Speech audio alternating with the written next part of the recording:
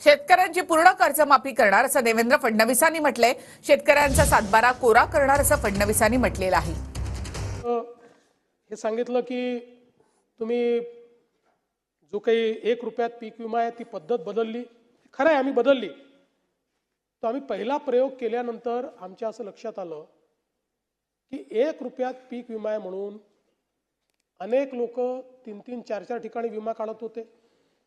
बीडची केस तर आपल्याला माहिती आहे की ज्या ठिकाणी जमीनच नव्हती त्या ठिकाणचे विमे काढले गेले आणि म्हणून आपल्या असं लक्षात आलं। आणि दुसरं, ही जी काही पद्धती होती या पद्धतीमध्ये पहिल्या ट्रिगरवर 25% पैसे मिळायचे आणि ते 25% पैसे मिळाल्यानंतर त्या शेतकऱ्याला असं वाटायचं की आता मला पूर्ण पैसे मिळणार आहे आणि मग लक्षात यायचं की सेकंड आणि थर्ड ट्रिगरच नाही आणि त्यामुळे 25%वरच त्याची बोळवण व्हायची। आणि म्हणून ही एकूण जी काही पद्धत होती ही पद्धत ट्रिगरची ही शेतकऱ्याच्या हिताची नाही हे लक्षात घेऊन आपण त्या ठिकाणी ती पद्धत बदलली। नवीन पद्धतीमध्ये आपण आलो, नवीन पद्धतीची विमा पद्धत आपण केली आणि काही ॲश्युरन्स पद्धतीमध्ये देखील आपण गेलो आणि त्या पद्धतीनं आपण आज आपल्या शेतकऱ्यांना मदत करतोय।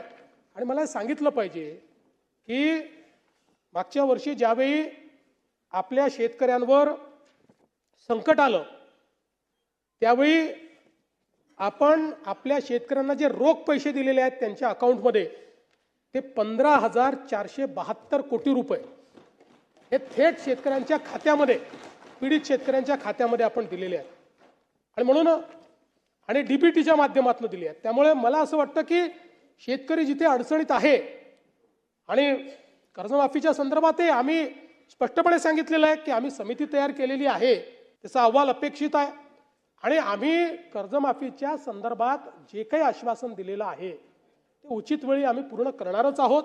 त्या संदर्भात आमचा प्रयत्न असा आहे की आपण ही कर्जमाफी देत असताना मागच्या अनेक कर्जमाफ्यांमध्ये जे आपल्या लक्षात आलं की बँका चुकीच्या पद्धतीचे अकाउंट देतात, जुने अकाउंट्स काढून आपल्याकडनं पैसे घेऊन घेतात।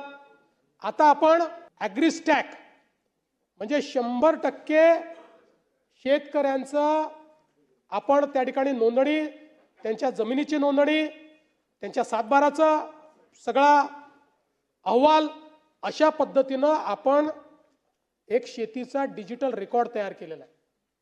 आता हा शेतीचा डिजिटल रेकॉर्ड आधार आणि आधार आपल्याला माहिती आहे की कर्जाचं अकाउंट आधार सीडेड आहे, अशा सगळ्या गोष्टी एकत्रित घेऊन आपल्याला या सगळ्याचा विचार करावा लागेल जेणेकरून जो खरा गरजू आहे त्याला त्या ठिकाणी कर्जमाफी मिळाली पाहिजे।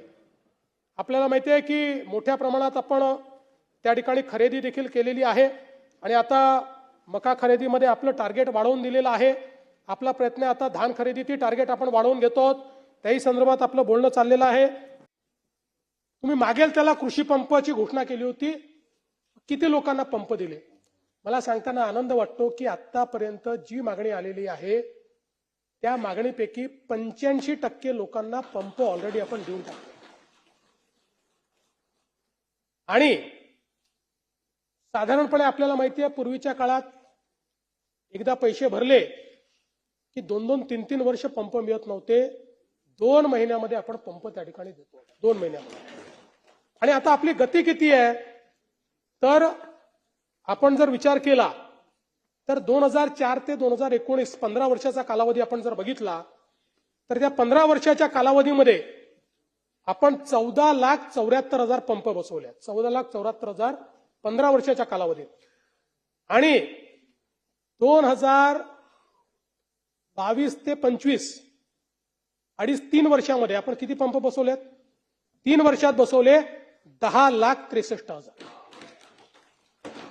ते 15 वर्षात 14,74,000 आणि 3 वर्षामध्ये 4 वर्षात 3.5 वर्ष समजा, 3.5 वर्षात 10,63,000।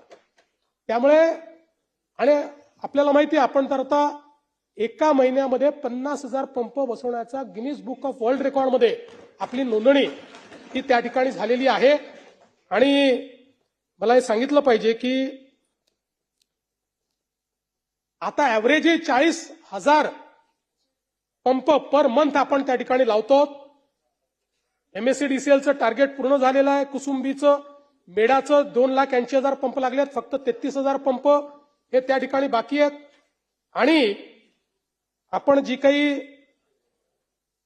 त्या ठिकाणी शेतकऱ्यांना वीज बिल सवलत दिलेली आहे त्याच्या अंतर्गत मागील हे जे सरतं वर्ष आहे, या सरत्या वर्षामध्ये वीज बिलाच्या सवलतीपोटी राज्य सरकारला 23,000 कोटी रुपयाचा खर्च आलाय. 23,000 कोटी. म्हणजे हे 23,000 कोटी रुपयेचे जे विजेचे बिल आहेत ते आपण माफ केलेले आहेत. जे शेतकऱ्याकडनं वसूल झाले असते ते आपण त्या ठिकाणी शेतकऱ्यांना माफ करण्याचं काम केलं आहे. HR रिफॉर्म्स आपण सुरू केलेले आहेत. याच्यामध्ये सेवा पुस्तके अद्ययावत करणं, त्यानंतर सेवाविषयक माहितीचं डिजिटल पोर्टलवर ऑनबोर्डिंग करणं. आपल्या राज्यामध्ये इतके आपले कर्मचारी आहेत, पण आपण कधीही HR सिस्टीम आपल्या राज्यामध्ये पाहिजे त्या प्रमाणात लागू केली नाही. म्हणजे मी देखील 5 वर्ष मुख्यमंत्री होतो, पण मीही त्याच्याकडे दुर्लक्ष केलं आणि माझ्या आधीच्याही सगळ्यांनी त्याच्याकडे दुर्लक्ष केलं. पण आता आमच्या असं लक्षात आलं की इतका मोठा डोलार आपण चालवतो, पण याच्यामध्ये अनेक लोकांचे प्रमोशन होत नाहीत, कारण त्यांच्या सेवा पुस्तिका उपलब्ध नाही. अनेक जागा रिकाम्या आहेत, कारण आकृतीबंधाचं प्रमाणीकरण झालेलं नाही. अनेक कार्यालयांमध्ये त्या ठिकाणी रोस्टर त्याचं प्रमाणीकरण झालेलं नाही. त्यामुळे अनेक लोक रिटायर झाल्यानंतर वर्षानुवर्ष चक्रा मारत असतात, किंवा अनेक वेळा आपल्या खात्यांमध्ये किती लोक आहेत हे खातेप्रमुखालाही माहिती नाही. अशी सगळी परिस्थिती आहे. आणि म्हणून एंड टू एंड डिजिटल अशा पद्धतीनं आपण आता EHRMS सिस्टीम चालू केली. आणि 50 वर्षानंतर आता अनुकंपा तर आपण पूर्ण केले. या अनुकंपाचा आपण निर्णय केला होता की जेवढ्या अनुकंपाच्या अर्ज आहेत ते सगळे निकाली काढले, सगळे निकाली काढले आणि सगळ्यांना आपण नोकऱ्या देऊन टाकल्या अनुकंपाच्या. पण म्हणजे अगदी एक आमची बहीण, म्हणजे 2008 सालचा जो काही मुंबईचा हल्ला होता त्यात जे आपले ACP मोरे साहेब गेले होते, त्यांच्या मुलीलाही आत्ता आपण अनुकंपाच्या अंतर्गत 2024 साली नोकरी दिली. त्यामुळे ती सगळी आपण यादी संपवली. पण त्यासोबत आपण म्हणजे 50 वर्षापासून अनेक डिपार्टमेंटनी आपले जे काही रिक्रुटमेंट रूल्स आहेत ते देखील चेंज केले नव्हते. आता 50 वर्षापूर्वी एखादा इंजिनियर आणि आजचा इंजिनियर यांच्या कामात, क्वालिफिकेशनमध्ये खूप बदल झालेला आहे, टेक्नॉलॉजीत बदल झालेला आहे. आता अनेक गोष्टी अशा आहेत की ज्या ऑब्सोल्यूट झाल्या आहेत.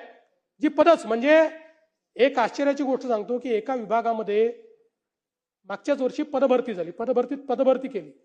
आत्ता ज्यावेळेस आपण त्याचं संपूर्ण जे काही आकृतीबंधाप्रमाणे क्वालिफिकेशन सगळं ठरवलं, त्यावेळी लक्षात आलं की 8 लोक आपण हे गेल्या 3-4 वर्षापासून असे घेऊन ठेवलेले आहेत की ज्यांना कामच नाही.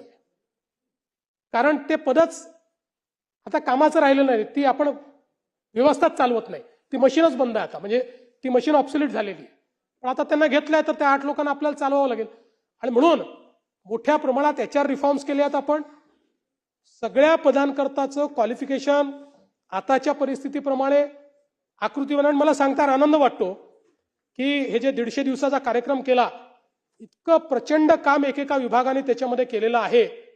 आणि त्यातनं म्हणजे आपल्याकडे लाखो GR, लाखो एका विषयावर 1960 पासून GR, आणि मग त्या GR मध्ये एकमेकाला कॉन्ट्रॅडिक्ट करणारे GR, ह्या सगळ्या GRचं वाचन करून याचा एकत्रित GR, असे सगळ्या विभागातले जुने GR काढून टाकणे, एकत्रित GR करणे, असं एक मोठं काम या ठिकाणी आपण हातामध्ये घेतलं. आणि त्यातनं डिजिटल सेवा पुस्तके, रजा प्रणाली, महाअपार प्रणाली, विभागीय चौकशी प्रणाली, सेवार्थ प्रणाली. कारण विभागीय चौकशी आपल्याला माहिती आहे सुरू झाली, 10 वर्षांनी तो रिटायर होतो तरी विभागीय चौकशी संपत नाही. कोणाची कोण करता हे देखील आपल्याला माहिती नाही. त्याच्यामुळे याही संदर्भात कंप्लीट डिजिटायझेशन आपण केलंय. पेन्शन प्रणाली सगळ्या एकात्मिक अशा पद्धतीचे, म्हणजे एक माणूस आहे त्याची सेवा पुस्तिका, त्याच्यावर दिलेल्या शिक्षा, त्याच्यावर चौलसले चौकशी, त्याचं पेन्शनचं अकाउंट सगळं एका सिंगल क्लिकवर उपलब्ध असेल. त्यामुळे त्याही माणसाला डिपार्टमेंट टू डिपार्टमेंट, अनेक लोक म्हणतात की आता आमचे शेवटचे 6 महिने राहिले आहेत तर आम्हाला तुम्ही मंत्रालयात पोस्टिंग द्या. कशाकरता मागतात माहिती आहे? सगळ्या आपल्या फायली जमा करून आपलं पेन्शन मिळालं पाहिजे, नाही तर 2-4 वर्ष पेन्शन मिळणार नाही. तर या सगळ्या गोष्टी आता एकात्मिक एका क्लिकवर डिजिटली आपण करतो आहोत. एआयचा देखील उपयोग आपण त्याच्यामध्ये करतो. फेज 1 मध्ये मंत्रालयीन विभाग सगळे आपले अधिकारी ते करतायत. फेज 2 मध्ये क्षेत्रीय पातळीवर महाआस्था प्रणाली आपण सुरू केली आहे, ज्याच्यामध्ये ई सेवा पुस्तक, ई आदेश, ई रजा, मोबाईल ॲपच्या माध्यमातून सगळ्या नोंदी आपल्याला बघता येतील आणि मोठ्या प्रमाणात हे काम आपण सुरू केलेलं आहे. मंत्रालयातल्या प्रशासकीय जे विभाग आहेत याच्यामध्ये आतापर्यंत 4,803 कर्मचाऱ्यांपैकी 3,619 कर्मचाऱ्यांचं जे काही सेवा पुस्तिका आहे त्याचं डिजिटायझेशन करण्यात आलेलं आहे. आणि मला असं वाटतं की याच्यामुळे पुढच्या काळामध्ये मोठ्या प्रमाणात शासकीय नोकर भरती देखील आपल्याला करण्याकरता या ठिकाणी एक त्याचा फायदा होईल आणि ती देखील आम्ही पुढच्या काळामध्ये जाहीर करणार आहोत. मोठ्या प्रमाणात या एकदा जागांचं सगळं आमचं नियमन झालं की मोठ्या प्रमाणात आपण ती देखील करणार आहोत.